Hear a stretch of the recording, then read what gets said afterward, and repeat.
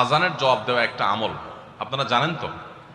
মুয়াজ্জিন যা বলে তার সাথে সাথে তা বলা, তার পরপর সেটা বলা। মুয়াজ্জিন যখন আল্লাহু আকবার বলে, তখন আপনিও আস্তে আস্তে করে আল্লাহু আকবার বলবেন। মুয়াজ্জিন আবার যখন আল্লাহু আকবার বলবে, আপনিও আল্লাহু আকবার বলবেন। মুয়াজ্জিন যখন আশহাদু আল্লা ইলাহা ইল্লাল্লাহ বলবে, আপনিও আশহাদু আল্লা ইলাহা ইল্লাল্লাহ বলবেন।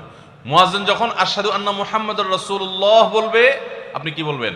আশহাদু আন্না মুহাম্মাদুর রাসূলুল্লাহই বলবেন। অনেকে সাল্লাল্লাহু আলাইহি সাল্লাম পড়ে, সাল্লাল্লাহু আলাইহি সাল্লাম পড়বেন হলো আযানের শেষে, কিন্তু আযান চলাকালীন আশহাদু আন্না মুহাম্মাদুর রাসূলুল্লাহই বলবেন। সহিহ মুসলিমের আযানের জবাব দেওয়ার অধ্যায়ে পরিষ্কারভাবে নবী সাল্লাল্লাহু আলাইহি ওয়াসাল্লাম শিক্ষা দিয়েছেন। ইমাম মুয়াজ্জিন যখন বলবে, ইযা ক্বালা আশহাদু আন্না মুহাম্মাদুর রাসূলুল্লাহ ফাকুলু আশহাদু আন্না মুহাম্মাদুর রাসূলুল্লাহ, তখন আমরা আশহাদু আন্না মুহাম্মাদুর রাসূলুল্লাহ বলবো। এরপর হাইয়া আলাস সালাহ হাইয়া আল ফালাহ যখন বলবে, তখন লা হাওলা ওয়ালা কুওয়াতা ইল্লা বলবো। এরপর আল্লাহু আকবার বললে তাই বলবো, লা ইলাহা ইল্লাল্লাহ বলার সময় তাই বলবো। তারপরে আযানের জবাব দেবো, দুরূদ পড়বো, দোয়া পড়বো।